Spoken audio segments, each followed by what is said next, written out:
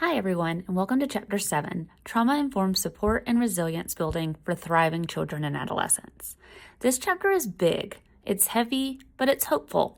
We're diving into the neurological impact of trauma and how it shows up in schools, and more importantly, how we can interrupt those patterns with co-regulation, connection, and compassion.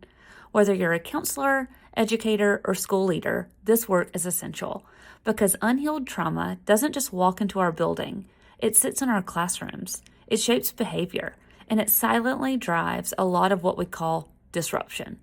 This chapter is about shifting from control to care. Let's get started.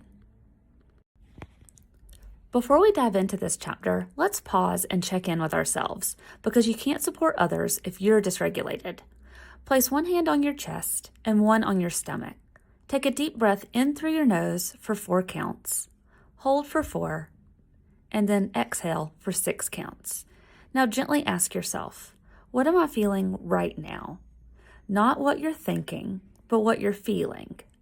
Name it, breathe through it, and remind yourself, my feelings make sense. I am safe in this moment. This simple routine, naming and breathing, helps re-engage the prefrontal cortex and bring you out of a stress response. It's a tool for you and your students. Here's what we have in store for Chapter 7.